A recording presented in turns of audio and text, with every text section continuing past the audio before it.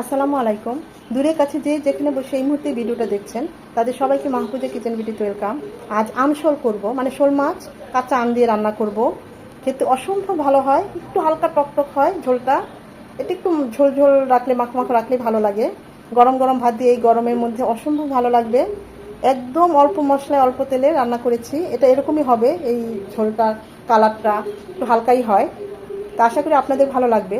তো আমি কিভাবে আজকে আমশোলটা করেছি সেটাই এখন আপনাদের সাথে শেয়ার করব।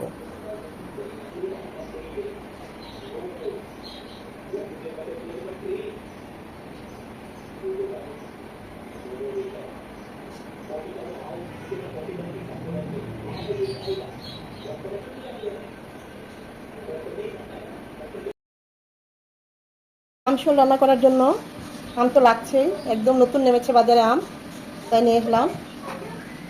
একটা বড় তাজা শোল মাছ, মাছটা খুব একটা বড় না, মিডিয়াম আর কি, কিন্তু একদম তাজা লাফাচ্ছিল, ডিমও হয়েছে। একদম পাকা শোল, রেগুলার কাট করে কেটে নিয়েছি, ভালোভাবে ধুয়ে পানিটা ছড়িয়ে নিয়েছি। এখন এখানে দিয়ে দিব সামান্য হলুদ গুঁড়ো আর লবণ, এসব কিছু দিয়ে মাখিয়ে নেব। 10 মিনিট রেস্টে রাখলে একটু ভালো হয়, তবে অন্যান্য কাজ করতে 4-5 মিনিট এমনি হয়ে যায়।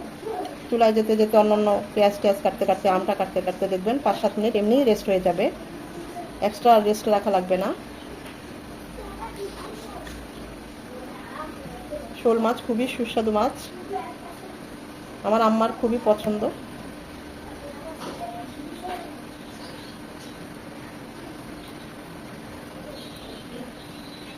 আমরা এখন চুলায় চলে যাব।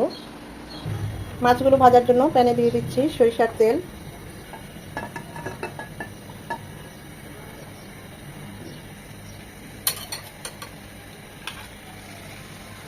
বাকিগুলো পরে দিতে হবে। জাস্ট এপিট 1 মিনিট ওপিট 1 মিনিট ভেজে নেব।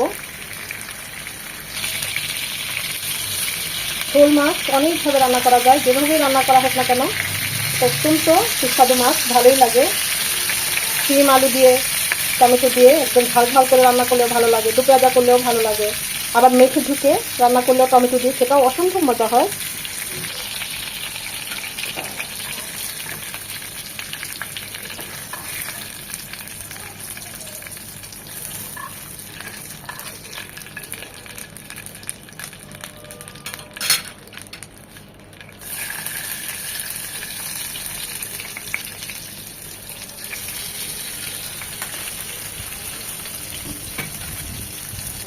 ডিমটা মচমচে করে ভেজে নেব।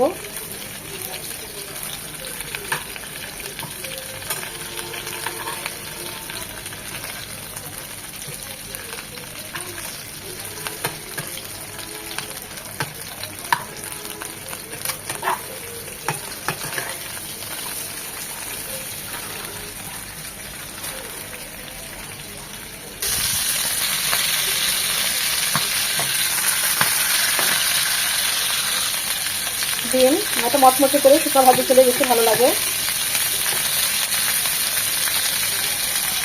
শোল মাছটা রান্নার জন্য প্যানে দিয়ে দিচ্ছি সরিষার তেল 2 চামচ, ফোড়নের জন্য দিয়ে দিচ্ছি 1 চামচ কালো জিরা, একটা বড় সাইজের পেঁয়াজ কুচি,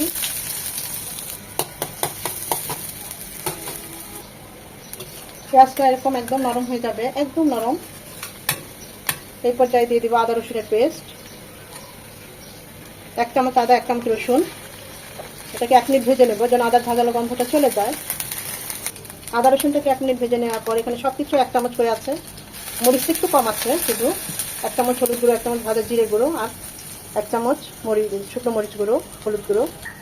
গুঁড়ো মশলা পানি দিয়ে গুলিয়ে দিলে বাটা মশলার ফ্লেভার টেস্ট দুটোই আসে, আর মশলাটা খুব ভালোভাবে কষানো হয়, মশলাটা পুড়ে যায় না। এখন ভালোভাবে মশলাটা কষিয়ে নেব।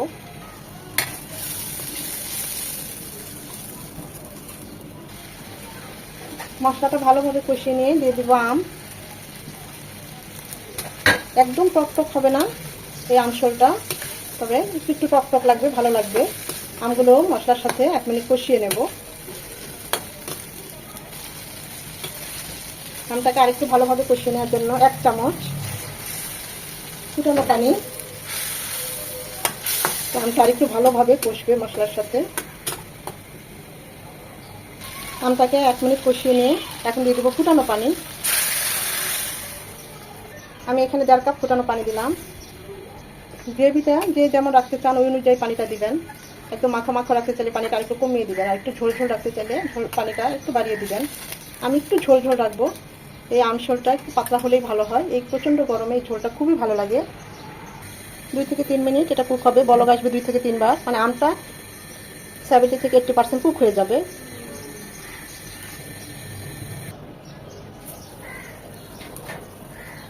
যখন আমাদের কালারটা এরকম চেঞ্জ হয়ে যাবে, প্রায় 50% কুক হয়ে যাবে, তখন আমরা মাছগুলো দিয়ে দেবো। আম আর মাছ একসাথে সেদ্ধ হবে এবং আমের থেকে যে টকটা সেটাও বের হয়ে আসবে।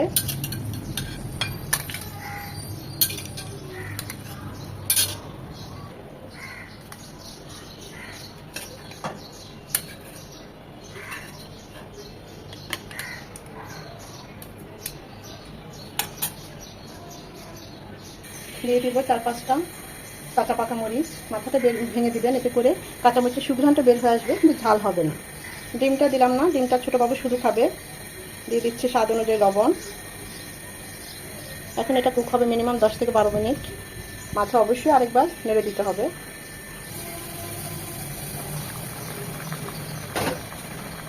মাছটা ঝোলের মধ্যে ডুবে আছে, তাই আর উল্টে দিলাম না, এমনি হয়ে যাবে। আর একটু ঝোলটা টানিয়ে নেবো আমি, তা আরও 2 থেকে 3 মিনিট হবে। এই পর্যায়ে দিয়ে দেবো আরও 1/2 চামচ ভাজা জিরে গুঁড়ো। এটা দিয়ে ঢাকা দিয়ে দিব 2 থেকে 3 মিনিট, যেন জিরার ফ্লেভারটা একদম মিশে যায় আমশোলে। যখন দেখবেন কাঁচা আমের খুব সুন্দর একটা ফ্লেভার চলে এসেছে, আর চারপাশ থেকে এরকম তেল উঠে এসেছে, আমি তো এই ঝোল ঝোলটাই রাখবো। এইটুকু গরম ভাত দিয়ে খুব ভালো লাগবে। আমগুলো সব সেদ্ধ হয়ে গিয়েছে, দেখুন মাছটাও একদম কুক হয়ে গিয়েছে।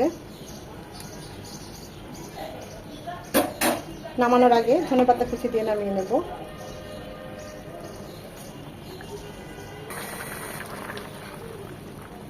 আমশোল রান্নাটা অলমোস্ট ডান। মাশাআল্লাহ, এত সুন্দর একটা আমের ফ্লেভার চলে এসেছে না, আমি পাচ্ছি। আপনারা যদি এভাবে রান্না করেন আপনারাও পাবেন। যারা টক খেতে পছন্দ করেন একটু বেশি, তারা আমটা একটু গালিয়ে দিবেন, তাহলে দেখবেন আর একটু টক হবে। আমি খুব বেশি টক করব না, তাই আমটা আর গালাই নাই। সেদ্ধ হয়ে যে টকটা এর থেকে ফ্লেভারটা বের হয়েছে সেটাই যথেষ্ট। আর এখনকার আম একদম কচি আম, ফজলি আমের কড়াগুলোই ওরা টাকার জন্য বিক্রি করে, খুব বেশি টক হয় না।